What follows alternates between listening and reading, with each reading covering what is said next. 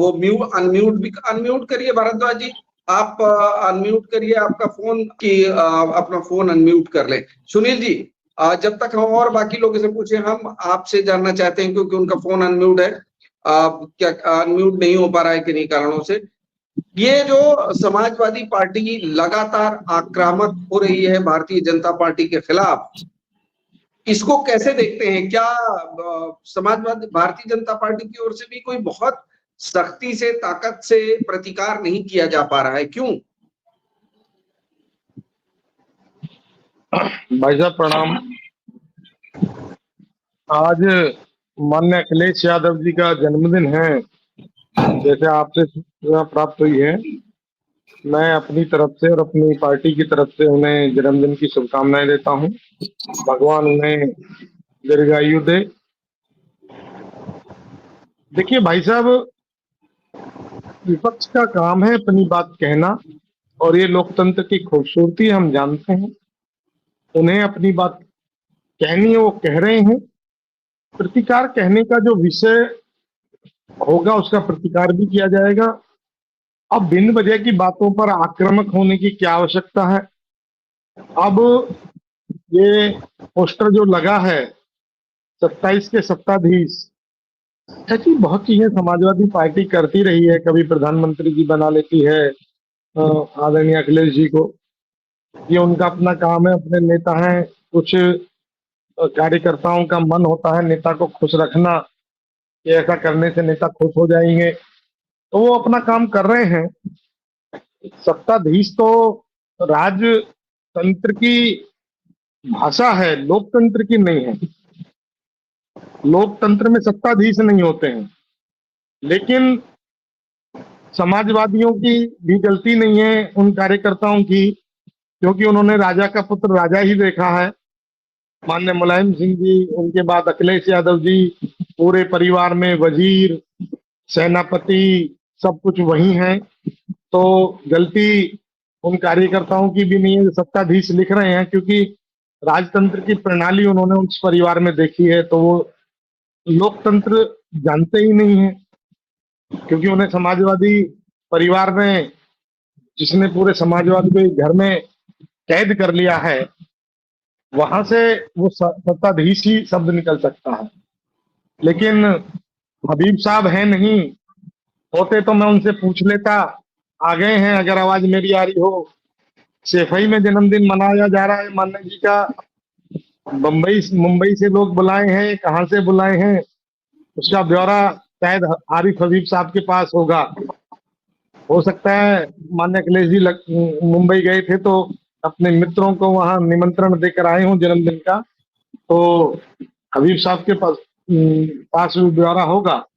इसमें आक्रामक और बेआक्रामक होने की परवेज भाई कोई आवश्यकता नहीं है। उनके नेता हैं, वो उनको शुभकामनाएं दे रहे हैं। हाँ, ये मैं जरूर कहूंगा कि समाजवादियों को थोड़ा चिंतन मंथन करना चाहिए। सत्ताधीश राजतंत्र की भाषा है, लोकतंत्र की नहीं। और मैं फिर दोहरा रहा हूं, उन समाजवादियों की भी गलती नहीं है। नए नए जो लोग राजनीति में आए हैं, उन्होंने उस परिवार में सत्ता ही देखी है, वो सत्ताधीश का ही प्रयोग करेंगे। वहां से बाहर निकलिए, देश आजाद हो चुका है। लोकतंत्र की परिभाषा को पढ़िए। और देखिए, मैं इस बात पर कुछ नहीं कह रहा हूं कि वो चुनाव, वो परिवार क्यों लड़ता है, क्यों नहीं लड़ता, वो लड़ता रहे। लेकिन एक प्रणाली, मुख्यमंत्री का बेटा मुख्यमंत्री, राष्ट्रीय अध्यक्ष का बेटा राष्ट्रीय अध्यक्ष, ये जो एक परंपरा है, ये समाजवाद की परिभाषा को बहुत संकुचित कर देती है। और पूरे समाजवाद को उत्तर प्रदेश में एक परिवार में कैद करके, मतलब ये लगा दिए, जेल में डाल दिया गया। वहां कोई अधिकार, समाजवाद का जो परिभाषा है उसके अनुसार किसी कार्यकर्ता को कोई अधिकार नहीं। अगर अधिकार है तो उनके जन्मदिन के मौके पर बहुत जिम्मेदारी के साथ विनम्र निवेदन करते हुए ये कहता हूं कि करहल पर किसी कार्यकर्ता को लड़ा दीजिए और अपने कार्यकर्ताओं का सम्मान बचाइए। और सत्ताधीश जिस शब्द का प्रयोग आपके लिए किया जा रहा है, उसको अपने माथे पर लगे हुए इस कलंक को हटाइए। लोकतंत्र की परिभाषा गढ़िए। आप मैं आपको सब आपको उन्होंने उन्होंने रोकूंगा बीच में। परवेज भाई एक बात कहकर हाँ। मैं अपनी बात समाप्त करूंगा। उन्होंने 27 का सत्ताधीश बताया है, मैं 27 में करहल का भी प्रत्याशी बता के जा रहा हूं कि मुलायम सिंह यादव जी का नाती पोती ही वहां से लड़ेगा। किसी कार्यकर्ता की हिम्मत नहीं कि वहां से उन्हें वो लड़ा दिया जाए। अपने जन्मदिन पर एक तोहफा कार्यकर्ता को दे दीजिए अखिलेश जी, और करहल से किसी कार्यकर्ता को लड़ा दीजिए। यही एक समाजवाद की परिभाषा होगी और लोकतंत्र की भी यही परिभाषा होगी। अब क्या कहते हैं, हमारे दो दर्शक हैं, एक विनय सिंह राजपूत हैं जो क्या कहते हैं योगी जी का एक पोस्टर डाल रहे हैं, जिसमें उन्होंने एक पोस्टर डाला है कटेंगे तो बटेंगे, और दीपावली की एक तस्वीर डाली है, और हालांकि उत्साह बढ़ाने की कोशिश होती है। विशाल सिंह, आप उस बार शुरुआती दौर में कुछ बोल नहीं पाए थे। इस तरह के नारों से आप जैसे युवा का क्या जोश, सुनील जी क्या कहें? विशाल जी, आप विषय को समझे नहीं है। मैंने पहले ही कहा था कि कार्यकर्ता की भावना, उसका मन है, उसने अपनी भावनाएं व्यक्त कर दी हैं। सत्ताधीश शब्द पर प्रतिक्रिया दी है हमने। आप विषय को समझने का प्रयास करिए, इधर उधर की बातें मत घुमाइएगा और न कीजिएगा, विषय को समझिएगा। हमने कहा कार्यकर्ता की भावना थी, उसने जन्मदिन की शुभकामनाएं दी, लेकिन सत्ताधीश शब्द का जो प्रयोग किया वो इसलिए किया कि उन्होंने सत्ता उसी घर में देखी है, उसी परिवार में सत्ता का कब्जा देखा है, इसलिए सत्ताधीश शब्द का प्रयोग हुआ है। उस पर ऐतराज है। लोकतंत्र में राजशाही का क्या मतलब है? राजशाही शब्दों का क्या उपयोग है? आप प्रदेश में मैसेज देना चाहते हैं कि राजा का बेटा राजा, यानी राष्ट्रीय अध्यक्ष का बेटा राष्ट्रीय अध्यक्ष, मुख्यमंत्री का बेटा मुख्यमंत्री। सत्ताधीश का मतलब क्या है? और रही 27 की बात, सुनिए, एक मिनट, सत्ताधारी नहीं, सुनिए सुनिए, अरे सुनिए, दल नहीं लिखा है। अरे अरे सुनिए, मैं इंटरप्रिटेशन ही करता हूँ, कानून पढ़ाता हूँ।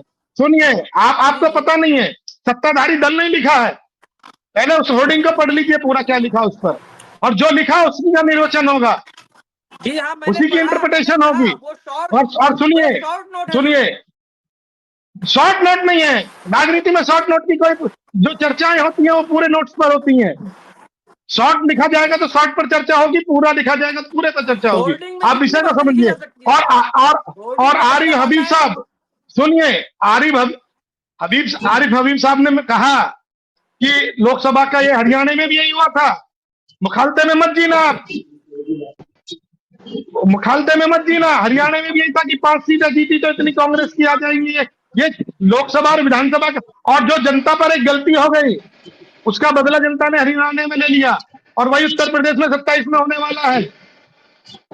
आप चिंता ना कीजिए किसी प्रकार की। आपके नेता का जन्मदिन है, मेरी शुभकामनाएं, उनकी दीर्घायु हो, भगवान उन्हें लंबी आयु दे, उनका स्वास्थ्य ठीक रहे। सुनील जी धन्यवाद। अरे लोकतंत्र है, एक वोट से भी जीता जाता है। अगली चर्चा